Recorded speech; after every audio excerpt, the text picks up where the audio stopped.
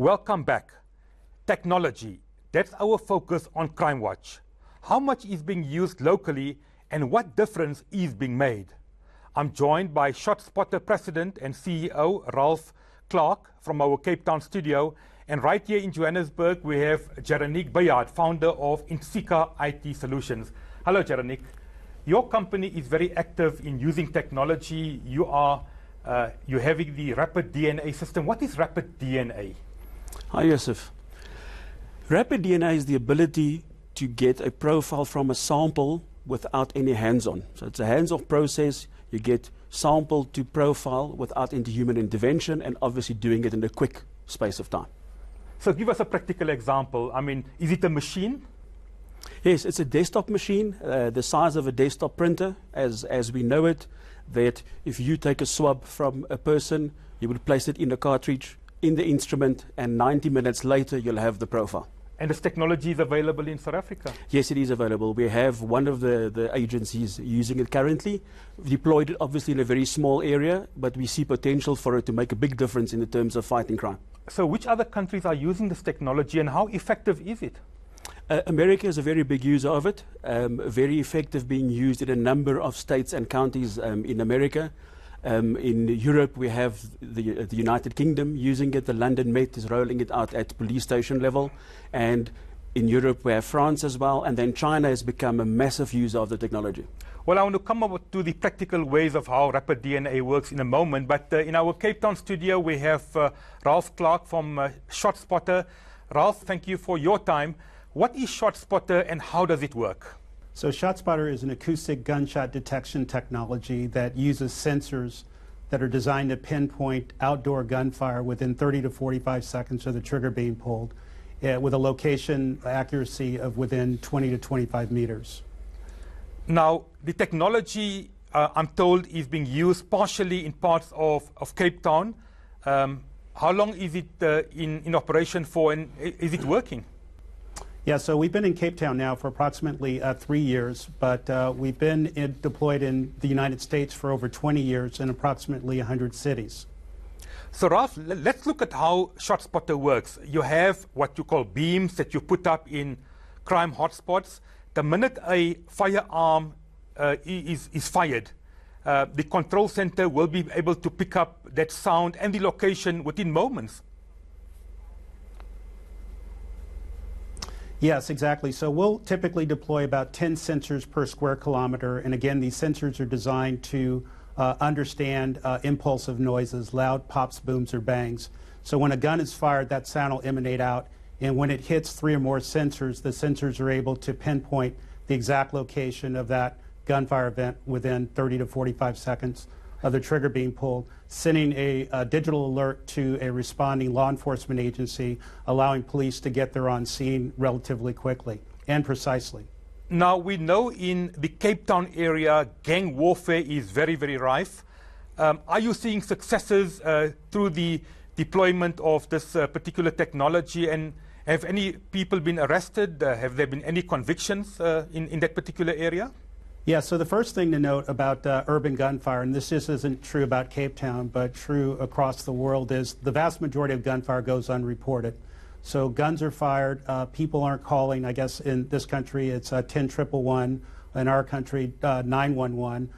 So there's no police response, which means gun violence becomes normalized, and there's less of a deterrent from serial trigger pullers from firing their weapons. So the thing that we change first and foremost is we allow police departments to become aware in a real-time context where these events are happening, allowing them to respond. And when they aren't engaging a perpetrator, as what's happened here in Cape Town, there's been a few arrests. They're able to aid victims, interview witnesses, but most importantly, show these at-risk, underserved communities that they're there to serve and protect. And that's the real game changer, when the communities can see a more pervasive and fast response from police. They'll begin to trust police more, and that's what leads to public safety outcomes. And can ShotSpotter also pick up automatic gunfire like AK-47? Yeah, sadly, we do pick up those events, which is very important from an officer safety point of view. There's been several incidents where we've been able to detect not only semi-automatic or full automatic gunfire, but we're able to detect that it's multiple shooters. And of course, that allows you to have a very different response than you would if it was just a single shooter. And I think when you aggregate the data over time, it becomes a real strong force multiplier to allow police to apply their very limited, oftentimes limited resources in a force multiplying way. So in the case of Cape Town, and even a test that we did in Johannesburg, we're able to see that a full 60% of gunfire literally happened on 1 or 2 streets within a very short time window on Friday or Saturday. So that now allows you to place your policing resources in these very specific areas to have impact, to deter crime. Because it's a lot better to deter crime than it is to actually make an arrest after a crime's been committed. Jerenique Bayard, let's get back to rapid DNA. So you have the technology available in South Africa. The machines are being used on a very small scale by some of our law enforcement agencies. Explain exactly how it works. So for example, there's a crime scene, you pick up a cigarette butt, or you pick up a straw, or you pick up a tin of cold drink. How quickly and how effectively can you be able to trace the person involved in a particular crime? Can this technology help us? Absolutely, Yusuf. I think 2 things is, one, we need to take technology as close to the crime as possible and not waste time by logistics of moving evidence. So the example you've given, if you have a cigarette butt, we can take that cigarette butt, take the filter off it, load that in the cartridge, put it in the instrument, and in 90 minutes you will have a profile. I've got an example. In 90 minutes? In 90 minutes. So why does it take the police months and years for us to get the results? I mean, we know that the forensic laboratories, it's no secret, they've got a massive backlog.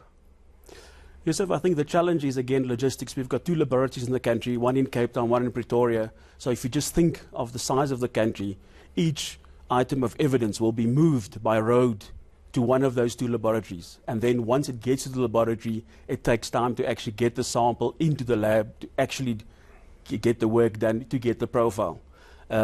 Literally, we know examples where people wait months and years for results. And if we use this technology and move it into provinces and into police stations, and the quicker you can run the profile, the quicker you can investigate the crime, the quicker you can solve the crime. And are the cops on the ground being trained, the detectives, do they know how to use this technology? Not really, because it's not been deployed very widely. So I think there's a very limited knowledge of the technology available in general for the police on the ground. Now, I know very often the cops always say, if you're a victim of a crime, be it a house invasion or there's even a cash heist scene, do not interfere, do not pollute the crime scene. That's a critical element of what you guys do, because every bit of evidence can help to identify the perpetrators. Absolutely, and I think it's a challenge for us as humans because, especially with contact crime, the first thing you want to do is try and rid yourself of the evidence of the perpetrator, which actually counters what we want.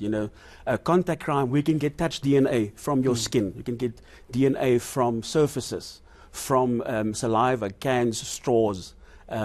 So the first step is to rather preserve the evidence and allow us to take the evidence, which increases the chance of success. Now we know, we've seen it on viral videos. When there's a cash in transit heist, very often members of the public move forward, pick up the notes.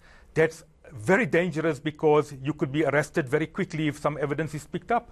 Absolutely, because you can be linked to that crime if your fingerprint is found on a note that comes from a crime scene. And just by taking the money, you could be a suspect of the actual crime. So I think it's important for the public to know not to interfere with the crime scene, especially in the homes as well. The less you interfere, the better the chances of success. Well, Ross Clark, back in Cape Town, are there plans to take ShotSpotter to other parts of South Africa? I mean, Gauteng, the areas of KwaZulu-Natal and other parts of the Eastern Cape as well?